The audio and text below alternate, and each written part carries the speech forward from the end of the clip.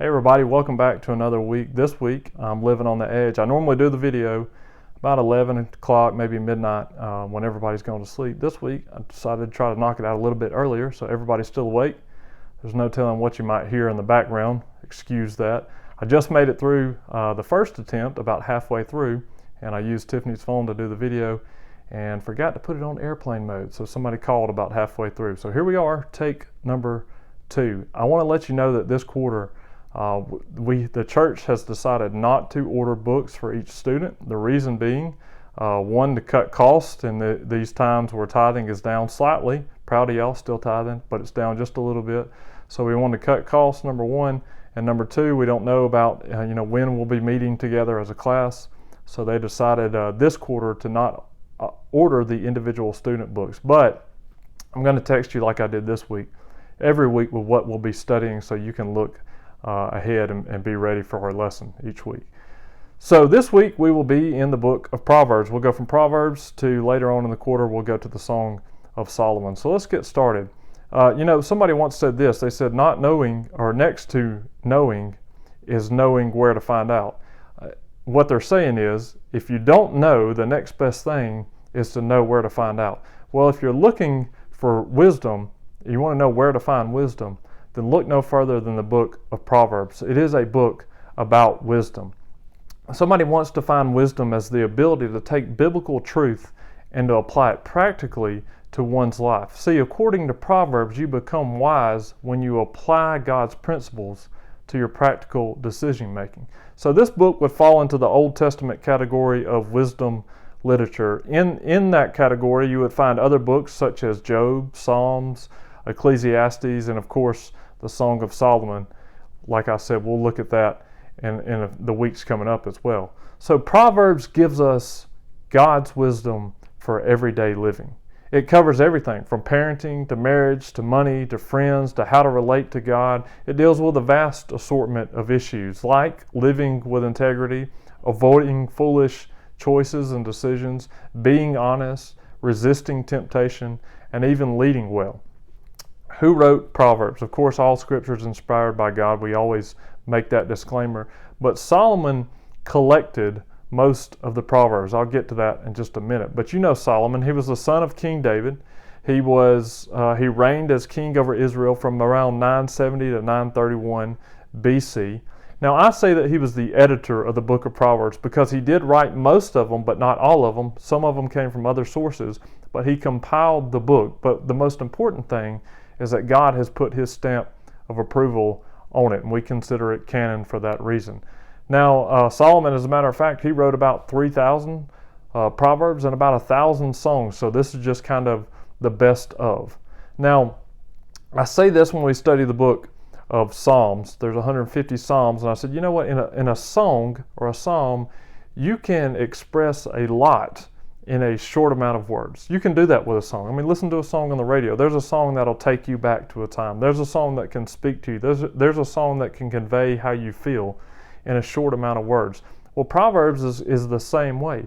They're short sentences, but they're drawn from long experiences. And it's poetry. It's Hebrew poetry. So it doesn't do like poetry as we would think. It doesn't have rhyme or meter. Instead, it consists of a parallelism of ideas. I'm so proud that I got that word out without stumbling. So the first section is a contrast between wisdom and folly. Let's look at verse number 7 of chapter 1 of the book of Proverbs. Look there with me. The fear of the Lord is the beginning of knowledge, but fools despise wisdom and instruction. Here's what Solomon takes the key to the front door, and the key to the book, and he hangs it right here on the front door in chapter number 1. That's the key to the whole book. He says that the fear of the Lord is the beginning of knowledge. So wisdom has a starting point.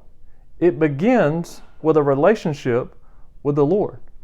Some people think, well, life experiences cultivate wisdom. Well, that's not true, because you can have a lot of experiences and you can leave God out of those experiences, and it will draw you to some wrong conclusions. You might not be wise at all. Other people say, well, they insist that age brings wisdom.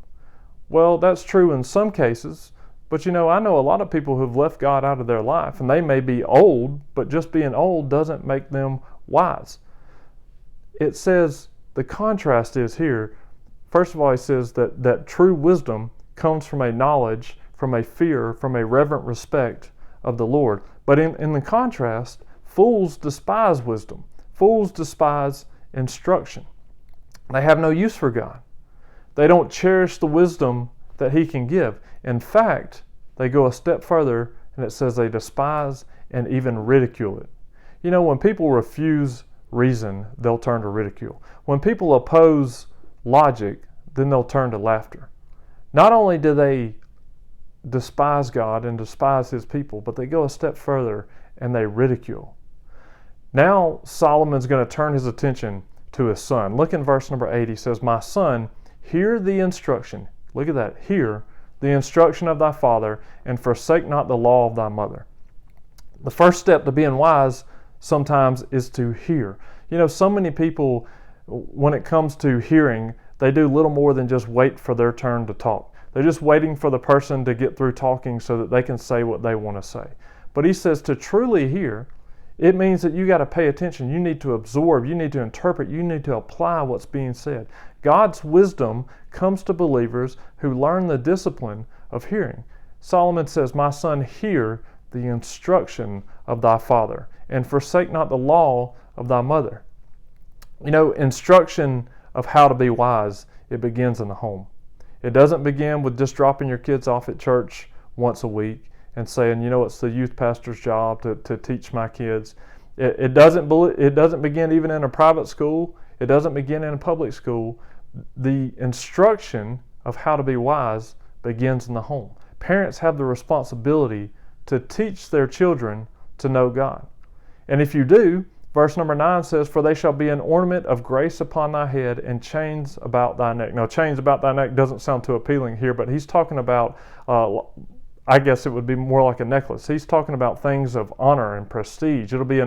If you teach your kids to be wise and to fear the Lord, it'll be an ornament of grace upon thy head. It'll be a reward. See, Solomon is focusing on the reward that awaits God's people who put wisdom into practice. He says he's continuing to talk to his son. He says, "My son, if sinners entice thee, consent thou not." You see, now he shifts from in the home to outside the home.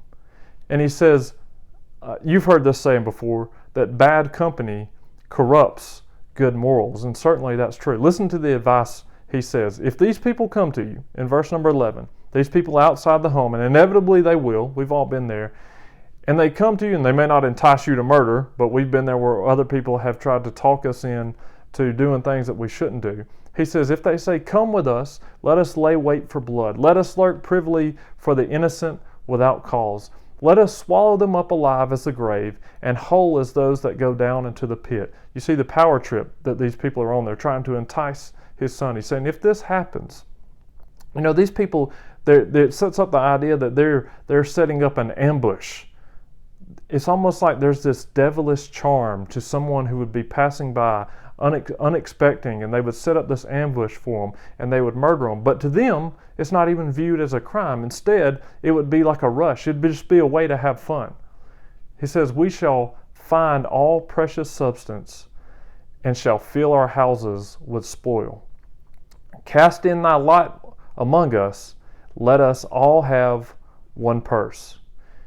So Solomon addresses another persuasive element in this gang's invitation. They said, look, we can accumulate wealth without having to work for it. Neither will we even have to wait for it. Does that sound familiar? I mean, if y'all think this is sick, just turn on Dateline. Yeah, somebody made fun of me for watching Dateline. I still watch Dateline. There's people killing people for no reason. There's people who want to get ill-gotten gain and not have to work for it. There's people who don't want to have to wait for it. And this gang's invitation in Proverbs chapter 1, it comes with a guarantee. Now think about how funny this is. Anybody who accepts it could count on the integrity of murderers and thieves to keep their word. Let me say that again. Anybody who accepts this gang's invitation, this murderous, thieving gang could count on their integrity of them to keep their word. How silly does that sound? I was watching the 5 o'clock news. Yeah, I watched that too. And they were saying, look, if you get out and you protest, if you've been protesting peaceably or even not peaceably, if you've been out looting and doing all that kind of stuff, just do us a favor. The CDC is recommending that when you get back home to make sure and self-quarantine for 14 days. And this is really on the primetime news. I'm going, do they really think the people that are throwing bricks through windows and are burning buildings down are going to heed the advice to make sure when they get home to be law-abiding citizens and self-quarantine for 14 days? Do you really think, looking back at Proverbs, that you can count on the integrity of murderers and thieves to keep their word? You know what they want to do? It says there in verse number, I think 11 is what we just read. It says that they want to live out of the same purse. They want to all share this ill-gotten gain. Generally, the people who hold to this philosophy are the ones that don't do anything themselves. See, they want the working people to share for what they've worked for, but they don't want to make any contribution at all themselves. He goes on to say, must have been reading out of 14 instead of 11. That was verse 14. In verse number 15, my son, walk not thou in the way with them, refrain thy foot from their path. See, sin's got to be rejected at the first temptation. To resist temptation, Solomon's saying, son, you got to make up your mind. You got to determine ahead of time that you're not going to accept any such invitation. You're not even going to give it a thought. For verse 16, their feet run to evil and make haste to shed blood. Surely in vain the net is spread in the sight of any bird, and they lay wait for their own blood. They lurk privily for their own lives. Now he gives the example of the bird here. And people have different opinions on the picture he's trying to paint, but they all agree on the message that he's trying to send. So one such thought is that they're saying, you imagine a net being laid out, and you pour bird seed down, and the bird flies and gives no thought to the net, doesn't see the net, but he only sees the seed, and he foolishly flies in and traps himself in the net. Now, here's the thought that's trying to be conveyed. Those who take this foolish path of selfish indulgence don't notice the deadly trap that they're setting up for themselves by their own evil behavior. And then they become trapped by their own plots. And then you tap your phone and it says low power mode, and you clear that and you go to the next slide. When you go down this path, it'll eventually lead you to your own destruction. You'll be caught in your own net. He says this to wrap it up in verse number 19. So are the ways of everyone that is greedy of gain, which taketh away the life of the owners thereof. Short lesson this week, but here's where I want to end at. Is God trying to warn you about a self-destructive path that you're on? Or perhaps God is trying to give you an opportunity to warn someone you might know about a path of self-destruction that they're on. Look, godly knowledge is more than just information. It's transformation. But it has to be applied to lead to practical living. God may be warning you this week of a self-destructive path that you're on. And if that's you, you know that it's you. And if it's not, you know what? We've all got someone in our life, I'm sure, that's not going down the right path. God may be speaking to you this week saying it's your obligation and your duty to warn that person that the path that they're headed down is a path of destruction.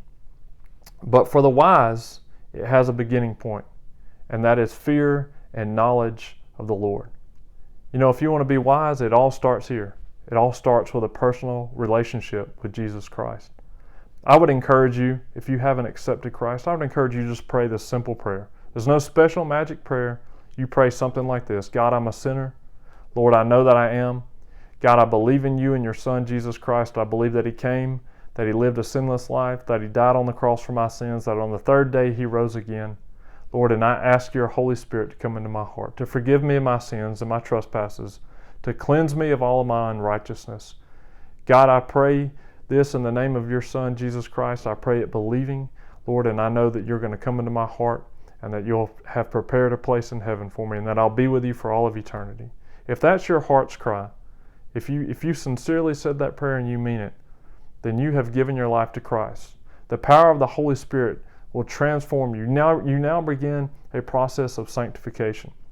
And if you have, then we want to talk to you. We want to pray with you. We want to disciple you. As always, you can respond in comments, preferably on the Remind app, or even text or call me in person. We'd love to celebrate with you. We'd love to talk with you and pray for you. Thanks for joining us this week, and we hope to see you in service, live and in person, and also back here for next week's lesson.